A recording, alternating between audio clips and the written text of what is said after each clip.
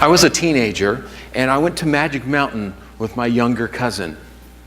And they had this ride. Well, you may be familiar with that ride. It looks like a giant boat that just swings back and forth, and it goes like this. Well, they had one at Magic Mountain at the time that was like that, but it was a little more extreme.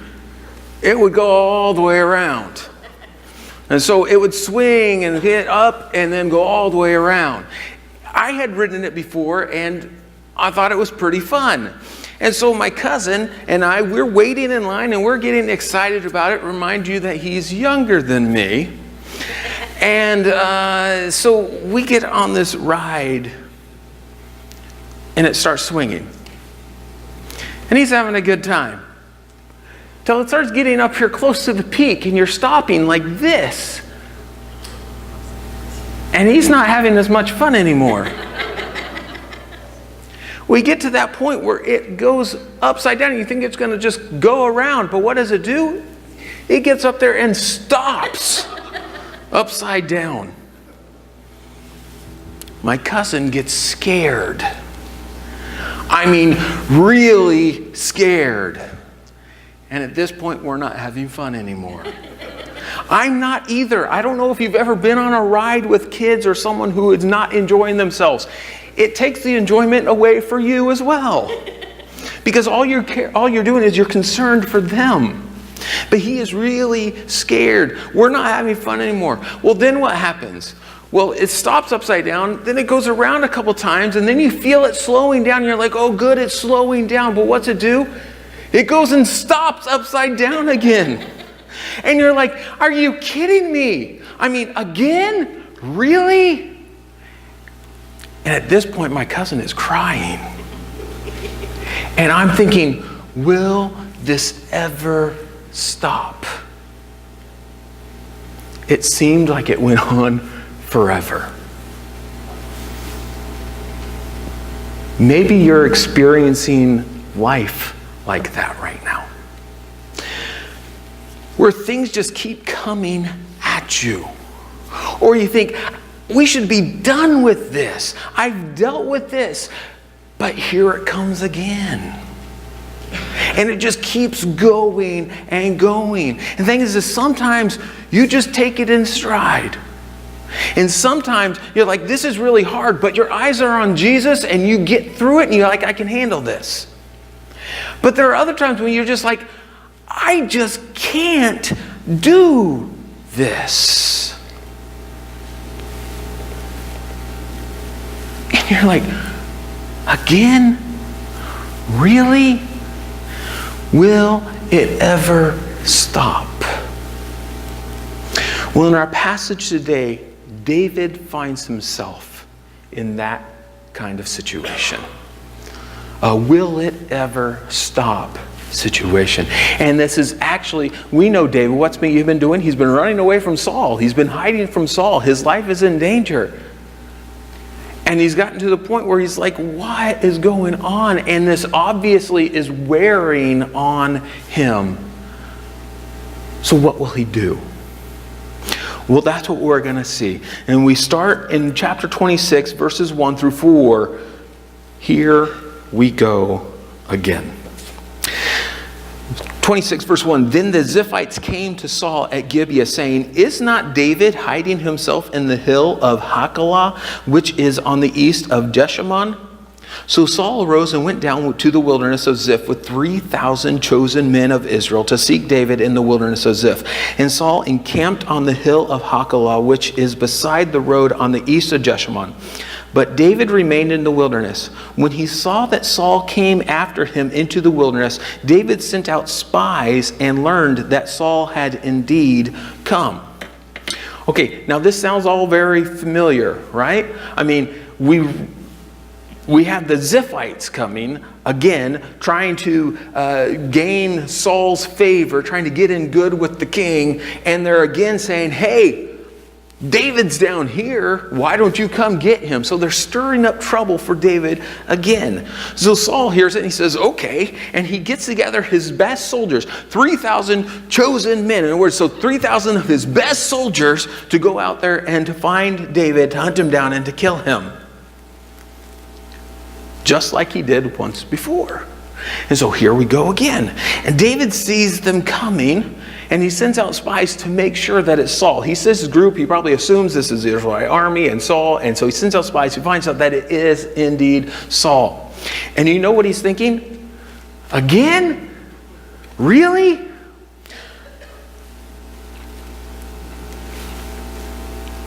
And these verses, what we just read, this is the setup for the rest of what we're going to see today. Saul's coming out after David again. But how will David respond? I mean, will he respond in faith or not in faith, without faith? Will he trust God or will he not trust God? Will he maintain his integrity or will he not maintain his integrity? Will he lose it? How will he respond? And this is the question for us ourselves as well. What we need to think about when we find ourselves in a bad situation. How will we respond? I mean, our situation most likely is going to be very different from David's. We're not going to have a king chasing after us to kill us. But when we find ourselves in a bad situation, in a hard situation, in this repeated situation, in this ongoing difficult situation, in this even exasperating situation, how will you respond?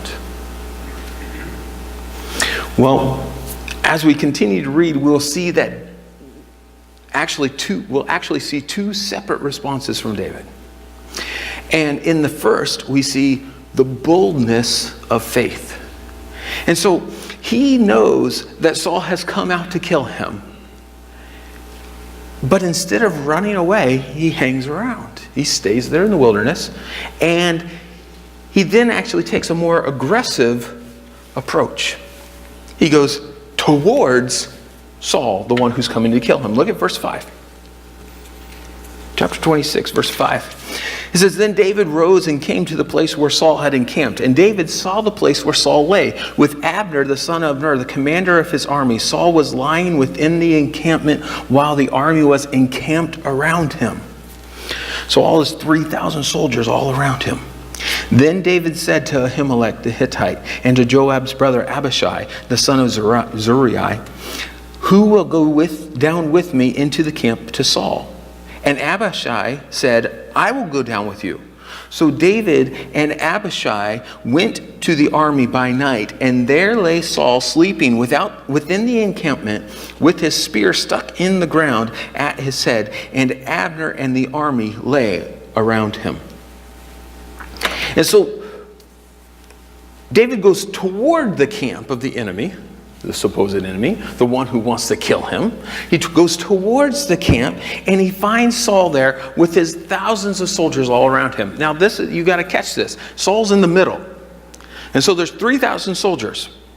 This big group, this big camp, they're surrounding him because he needs to be protected, right? So he's in the middle and all the soldiers are around him. He's very well protected. And so what does David do? Well, he does something surprising. He asks, which one of you two wants to go down there with me? And you would expect they might say, you mean into Saul's camp? You mean walk in amongst the people who want to kill you? But he says, which one of you two wants to go? Well, Abishai goes, me. He says, I'll go. And so he's like, let's do this. And so they do. They go down into the camp. They walk into the middle of the camp. So there's people sleeping everywhere, soldiers sleeping everywhere with their wives. They walk down into the middle of the camp and walk all the way to Saul. And they get to Saul and they find him there sleeping with his spear stuck in the ground next to his head. Now, David knows that spear well. It's been thrown at him more than once. He has tried to kill him with that spear, and now that spear is right there within his reach. And he could easily avenge himself. He could easily take that spear and kill Saul where he's laying. Saul is completely vulnerable. But what will David do? Look at verse 8. Then Abishai said to David, God has given your enemy into your hand this day. Now please let me pin him to the earth with one stroke of the spear, and I will not strike him twice. But David said to Abishai, do not destroy him, for who can put out his hand against the Lord's anointed and be guiltless? And David said, as the Lord lives, the Lord will strike him, or his day will come to die, or he will go down into battle and perish. The Lord forbid that I should put out my hand against the Lord's anointed, but take now the spear that is at his head and the jar of water, and let us go. So David took the spear and the jar of water from Saul's head, and they went away. No man saw it or knew it, nor did anyone awake, for they were all asleep, because a deep sleep from the Lord had fallen upon them. And so David and Abishai are standing there next to Saul and his spear, and Abishai says, please let me do it. Look, and he says, look, this is your God-given opportunity to avenge yourself. God has allowed you to walk right here, and there's the spear. Now it's time you can kill Saul. But he says, but can I do it? And he says, makes this comment, it'll just take one thrust of the spear. I won't even have to do it a second time. One thrust and it'll be done. You can kill him and this whole thing will be over with. We can be done with it. We can go home. But David's answer, quite simply, no. He says, we can't do this. In fact, his answer is very similar to the last time he was given an opportunity to kill Saul when they were in the cave. He says, I will not harm the Lord's anointed. But this time he adds one additional idea. He says, and this new idea, maybe it's a new perspective that he's gained from his experience with Nabal. Because remember, Nabal had insulted him, accused, we saw this last week, and David was about to go avenge himself and kill Nabal and everyone else. And he was stopped by Abigail. And then later on, we find out that God actually struck Nabal and he died. And David said, oh, the Lord the Lord avenged me. And he kept me from doing it myself, but the Lord has taken care of it. And so maybe David has learned something, a new perspective from that incident, because what he says about Saul is that, you know what? Saul will die in his time. He says, the Lord will take care of it. I don't have to, God will. Because he says either either God will strike him down, or he'll go into battle and die, or he may just die of natural causes. But whatever it is, however he dies, God will take care of it. I don't have to do it. So God will take care of it in his time and in his way. And David is basically saying, I'll wait on God. I'll wait on God. You see, David is living by faith. And he's trusting God to do what God has said. Because God has told David that he's going to be king. And so he's just like, well, I'm going to wait till it's God's time and it's the right way. So he's trusting God. And so they take the jug and the spear and they walk away from the camp. Now, why did they take the jug and the spear? Well, quite simply to prove that they were there. I mean, they were there and they could have harmed him, but they didn't. They didn't do anything to harm Saul. You see, David is not there to avenge himself, but he is there trying to vindicate himself. He's trying to prove that he has done nothing wrong. He's like, there's no reason for you to be chasing me. I'm not after your life, Saul. So he's trying to vindicate himself and say, I've never done anything to harm you. That is not my plan. I won't do anything against you, the king. And so they take the things and they walk out of the camp. And we're told that no one knew they were there. Why? Because they were all asleep. Now this is amazing. And if it wasn't for the very last part of verse 12, it would almost be unbelievable. I mean, think about this. How could you walk deep into an army camp? Two men, soldiers, if there are soldiers sleeping, there's always someone awake. There's always someone on watch. Every one of the 3,000 are asleep. Not only that, but I know some sleep very lightly. And if you were walking past them, they would wake up. But they're able to walk deep into this camp, to the center of the camp. Then they're able to carry on this conversation. Let me kill him. No. God will take care of it. Well, even if it's whispered, how does no one wake up? It's a good thing they gave us that little statement.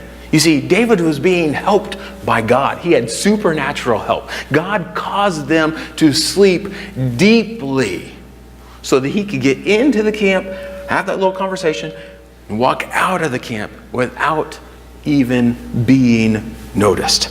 God protected David. Let's keep reading, verse 13. Then David went over to the other side and stood far off on the top of the hill, with a great space between them. And David called to the army. So David went far enough away that he was safe, that they weren't going to be able to get to them. And then he calls out to them and wakes them up, basically. And look what happens. So verse 14, David called to the army and to Abner, the son of Ner, saying, "Will you not answer, Abner?" Then Abner answered, "Who are you who calls to the king?" So he must have been calling for a while, and Abner wasn't saying anything. He wasn't getting a response. So then he calls him by name. And Abner's like, "Who is this guy who knows me?" He says, "Who are you?"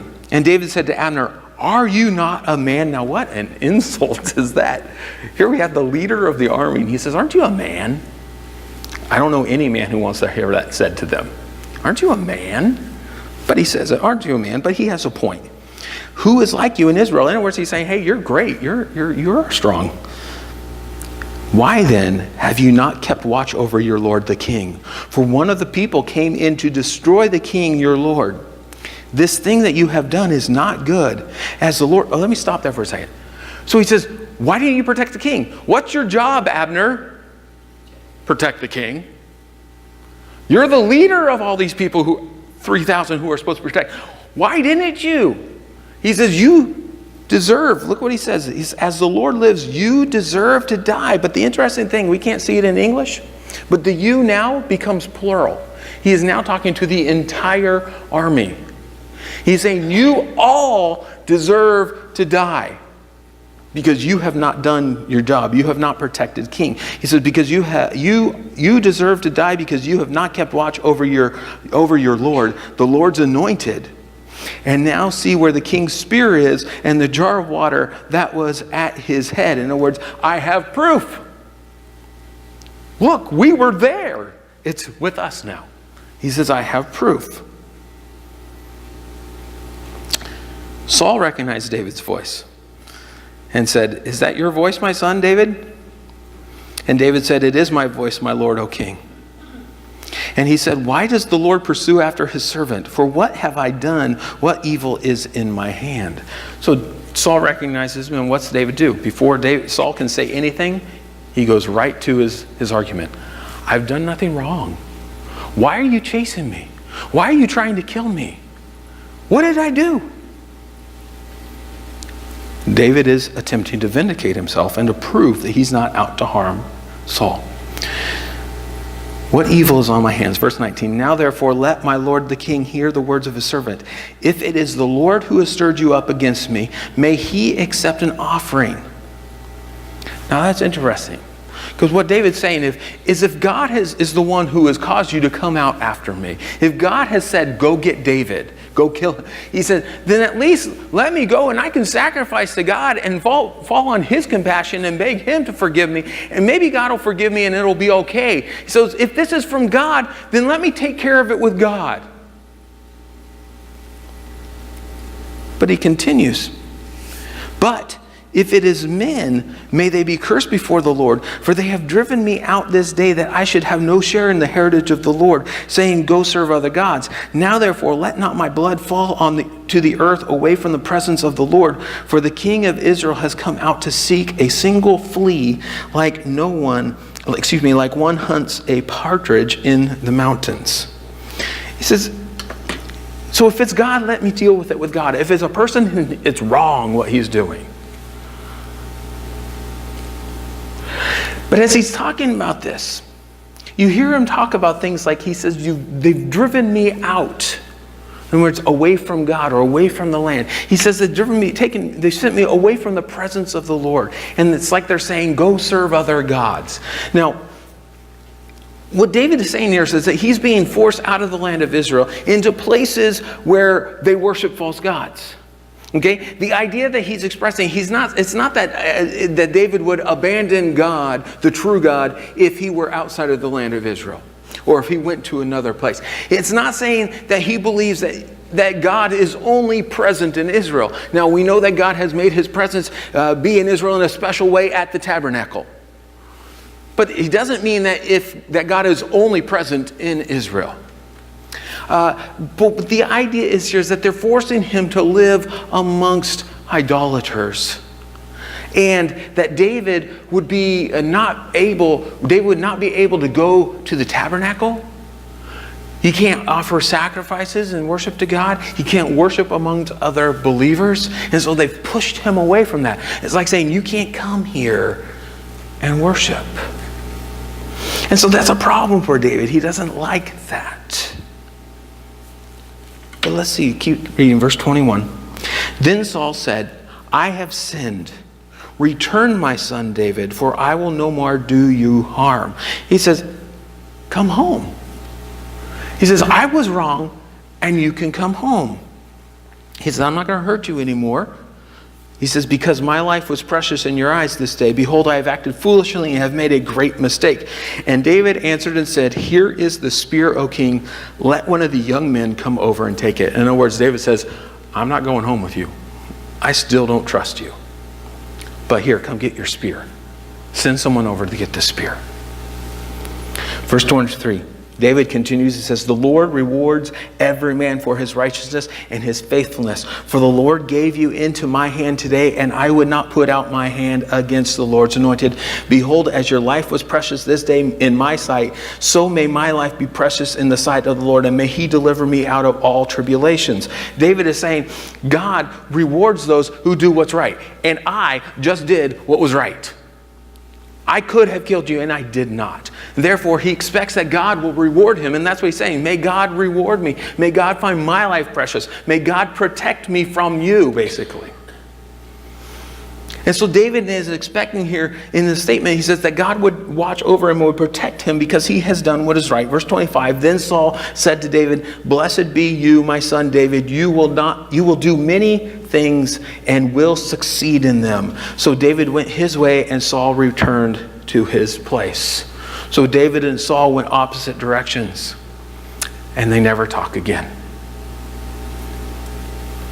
And so what we see here in this first part of the passage is that David had faith. He trusted God. And he was willing to wait on God. I mean, he was willing to walk into that camp, trusting that God was going to take care of him. He was willing to not kill Saul, trusting that God would take care of him if he did what was right.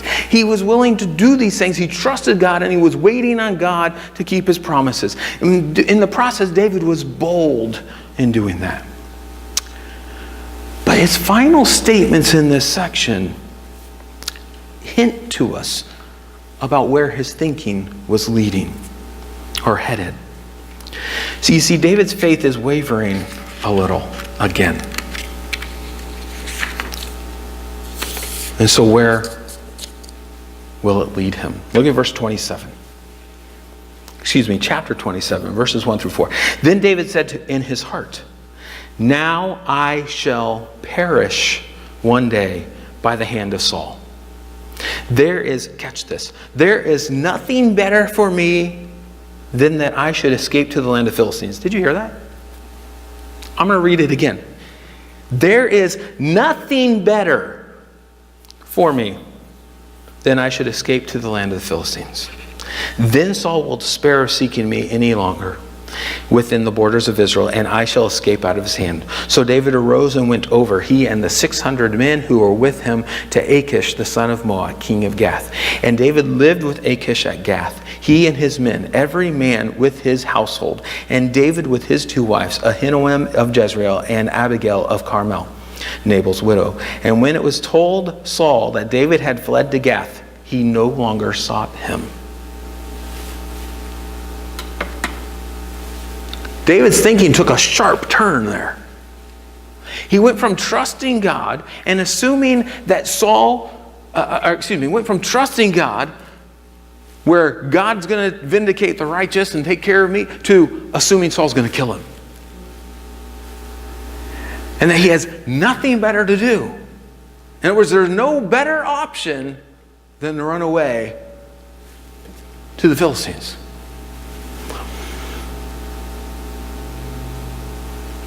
What's going on with David? Well, I'll tell you what. He's at an emotional breaking point. He's gotten to that point where he's like, I just can't take it. I just can't keep going like this. And the thing is, if we read these pages, which we have, it's understandable. We know where David is. This has been a hard time of life for months or years now. He has been being chased. He's been away from home. He's under great stress. His life is in danger. I mean, the king, the most powerful man in Israel, wants him dead. It's understandable that he feels this way. He is in a terrible situation. But at times we've seen that his faith was strong.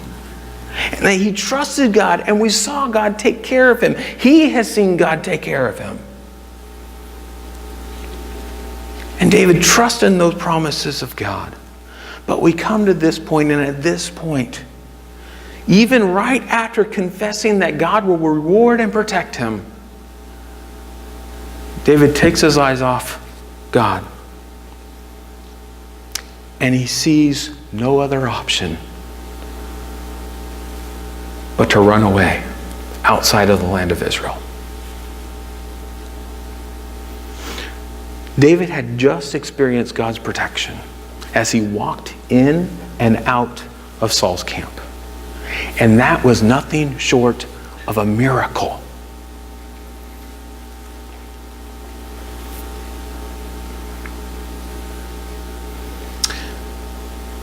But now his faith has wavered, and he runs away to the Philistines, to Achish, the king of Gath. Now, he did that once before. And when he did it before, remember what happened? God told him, get back. Get back into Israel. I'll take care of you. But now he's doing it again. But as we read that, what do we see?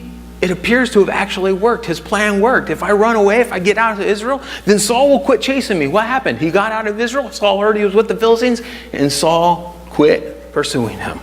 So it's like, hey, it worked. But look what happens. Verse 5. Verse 5, then David said to Achish, if I have found favor in your eyes, let a place be given me in one of the country towns, that I may dwell there. For why should your servant dwell in the royal city with you? So that day Achish gave Ziklag, therefore Ziklag has belonged to the kings of Judah to this day. And the number of the days that David lived in the country of the Philistines was 1 year and 4 months. Now, the last time David went to Achish, went to Gath, remember what happened? He got scared and he acted like he was insane in order to get away. But David was all by himself that time. This time he's not alone. He has an army of 600 men. And Achish, when he sees David and his men, he sees them as an asset now. You see, he can use them like mercenaries. He can use them to do his bidding. He can use them to help him. And so he sees this kind of like they can help each other. He can give David a safe place to be, and David can help him whenever he calls on him. But what we see here is that David lives with them there at Gath for a while, but then he wants his own space. Because he wants to be able to do whatever he wants to do and not be under the watchful eye of the king or the king's men. And so he goes and he asks the king for a different city that he and his men and their families can live in. Of course, when he does this, he does it under false pretenses. He doesn't say, give me another city so I can get out and do whatever I want without you knowing. He says, give me another city because it'll be good for you. Why should we be here under your foot in your city? And it could be meaning one thing. One, it could be just like, look at all these extra people in your city. You don't need this mess. Or it could be, you don't want these foreigners in your royal city. But he comes, he says, this would be good for you. Give us another city. And so he does. He gives them the city of Ziklag. And they move down there and they stay there for about 1.5 years.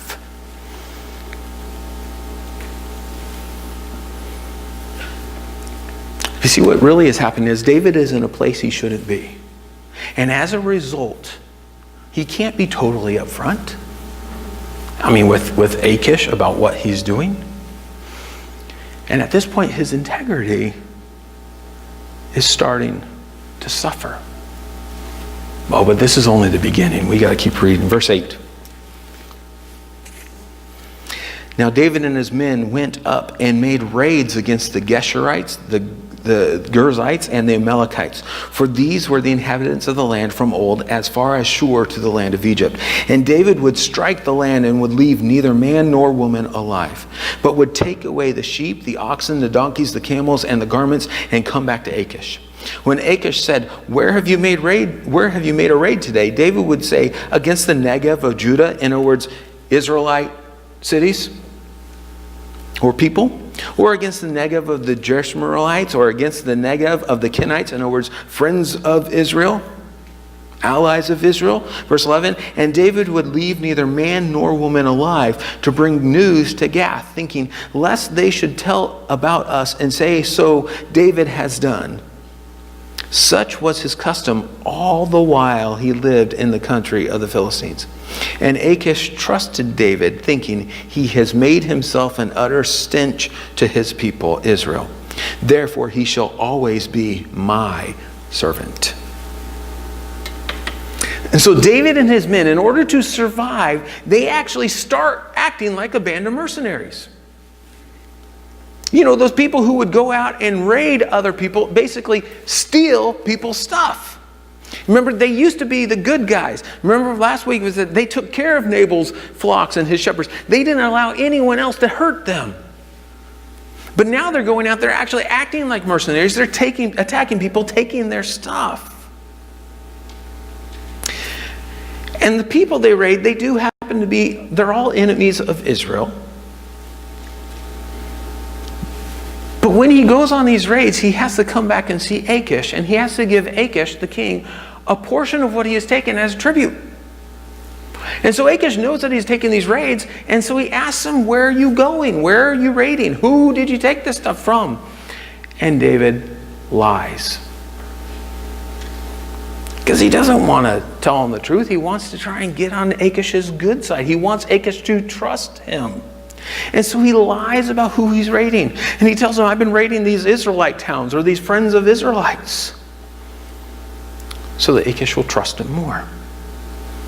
But in order to keep those lies hidden, what does he have to do? Kill everyone. So not only does he go and take their stuff, but then he kills them all. To keep it hidden. So no one can survive to come and out him. There's no witnesses to expose what he's been doing.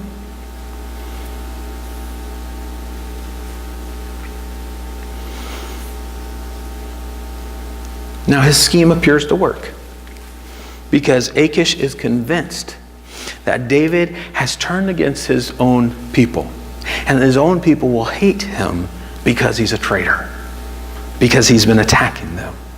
And so Achish now trusts David, and he believes that David is loyal to him, the Philistine king.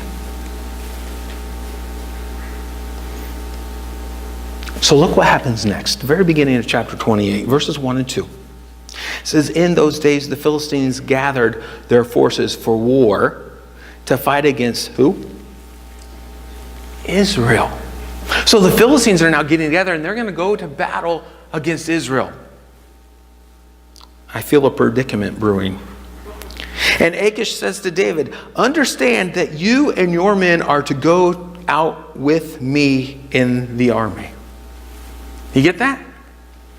We're going to go fight Israel. You're going to go fight with us. Verse 2, David said to Achish, "Very well, you shall know what your servant can do." And Achish said to David, "Very well, I will make you my bodyguard for life." So Achish is going to battle against Israel. He expects David to join him, and he assumes that it will not be a problem for David. Why? Because David's already been attacking Israelites. He's just going to keep doing the same thing, but now along with the Philistine army. No big deal, right? Well, it is a big deal because David hasn't really been attacking Israelites. And so now David is stuck. What will he do? Is he going to go and attack? I mean, he can't really confess his lie, because if he confesses, you know what? I haven't really been fighting the Israelites. I'm not really opposed to them. I actually really like them. I plan to be their king one day. He can't really confess that, because if he does, he's going to put him and his men and all of their families in danger. So he can't really confess his lie. But he can't really attack Israel, can he? So what's he do? Well, it's really interesting. You're not going to find out right now. But the Bible does the same thing. It changes and goes to another story, or the beginning of another story, and then they meet back up. So it stops here to stop you. So you sit here and think about this. What will David do? He's stuck. He's between a rock and a hard place. He has nowhere to go. What will he do? Well, it's interesting what David does right away. Is he answers him. He continues his lie. He continues his facade. But he does it with gusto, with boldness. He's like, now you'll know what I'm capable of. And Achish says, okay, I completely trust you now. You're my bodyguard forever.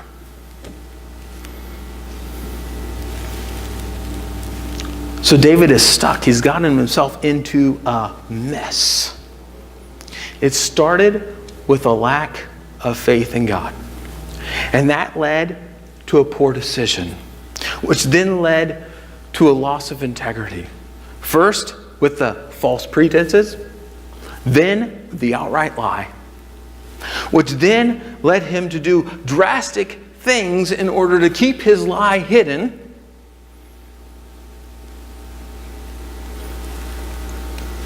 And now he's in a no-win situation. You see, if your faith begins to waver, if temptation is starting to get the better of you, then get away from that temptation and get close to God. Because it's just going to become easier and easier the farther away you get from Him.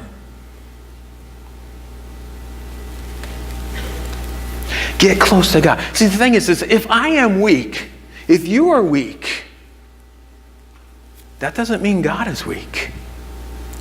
Right? If I am weak and you are weak, what is God? He's strong. He's always strong. And our weakness doesn't bring Him down.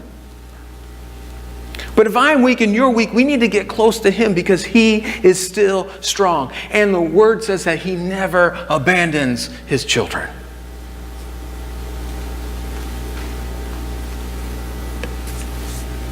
But not only is David stuck now in a bad situation, but he has also compromised his identity. Who is David? Well, he's an Israelite. He's a worshiper of God. In fact, he has been chosen by God to become king of Israel. But all of that is hidden. In fact, people don't know that or don't believe that about him at all. Even if they thought that was true at one time, now they don't believe that. It's all hidden. They believe he is someone else completely. In fact, David even referred to himself as the servant of Achish. And I wonder if that hurt to say. He's the servant of the wicked Philistine. Well, David is actually the servant of the king of Israel. And more importantly, he's the servant of God. You see, these two things don't fit. but he has compromised his identity. If you are a child of God, then you are a child of God. That is who you are. That is your identity. And you know who you are. But do others? Do they look at the way you're living, the choices that you're making, and the things that you're doing and saying, do they know that you belong to God? Or is your identity compromised? You are a child of God, so live like it. And don't compromise who you are. So where do we go from here? I just want to make 3 points of application here. Quickly, 3 points of application from this passage. The first one. Some of you may be listening to this and reading this and be disappointed with David. I mean, David is one of the heroes, right? We all look up to David. We talk about David and how great he was and that he was a man of faith. And we read this and we may be disappointed with David. I mean, look at the mess that he's gotten himself in. Look what he's done. I mean, we might say, well, we know David messed up. We know about Bathsheba and Uriah. But that was later, way long. He's not even king yet. And look how bad he's messing up. And so as we may be looking here and thinking, well, why? We may be disappointed. And it may cause us to be discouraged. But I just simply want to make this point.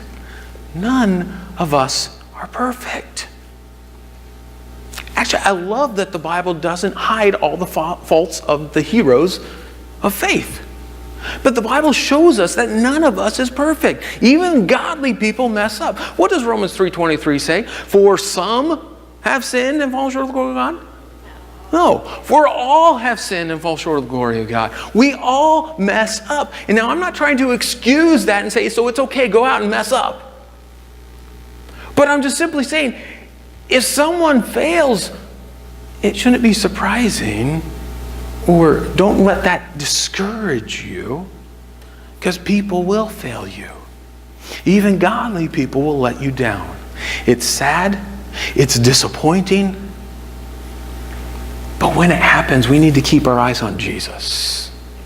Because as the book of Hebrews says, He is the author and perfecter of our faith. You know what that means? He's the only one who did it perfect. He's the one that lived sinless. He's the one that has never failed you and never will fail you.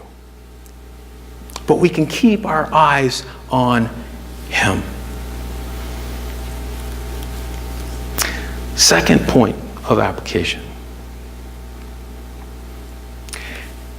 Have you ever noticed how temptation or how fear or that feeling of wanting to quit or those feelings of depression oftentimes come right after you've had some great victory, some spiritual high, if you will, where God has done something awesome in your life, or He has, in David's case, protected him from this great thing, and then all of a sudden he turns around and he's struggling, he's down in the dumps, he's like, I have no hope.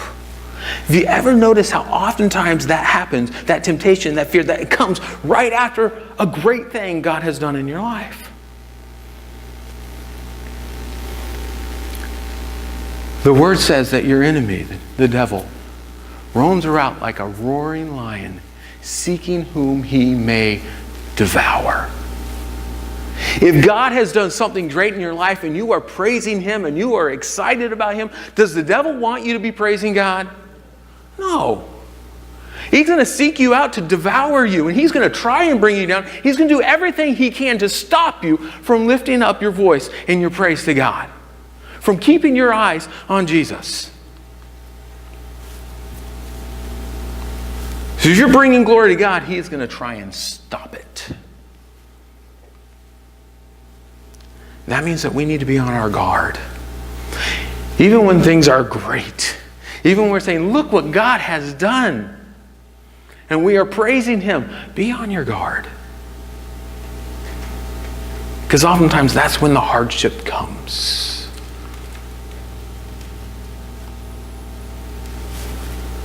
And then thirdly,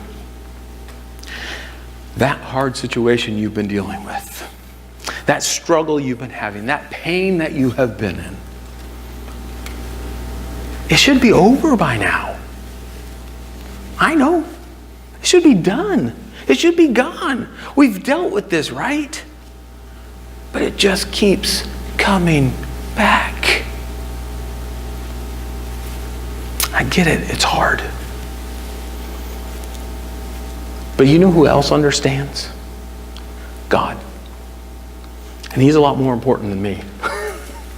He's a lot bigger than me. He understands. He understands that it's hard. He understands the pain. You remember what Paul said? Paul told us about his thorn in the flesh. Some kind of struggle. We don't know what it was, but some kind of struggle, some kind of pain, some kind of physical problem he had. And this is Paul, who went around and was able to heal other people. God gave him the ability to do this. But he asked God, he said 3 times, he prayed and asked God, please take this away from me. This pain, this struggle, whatever it was, please take it away. And what was God's answer? He said, my grace is sufficient for you. In other words, he says, no, I'm not going to take it away. You're going to keep dealing with this, but I'm here. My grace is sufficient. I can take care of you even through the pain. I can take care of you even in the struggle.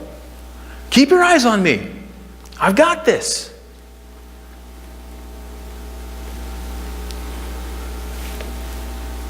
Lean on me. Trust me. I've got it. And so that pain, that struggle, that hardship, that situation that keeps coming, it may be hard, but His grace is sufficient. So where do we go from here? Well, we keep our eyes on Jesus. Because God has this. In fact, He has you. So stay close to Him. That's where we go.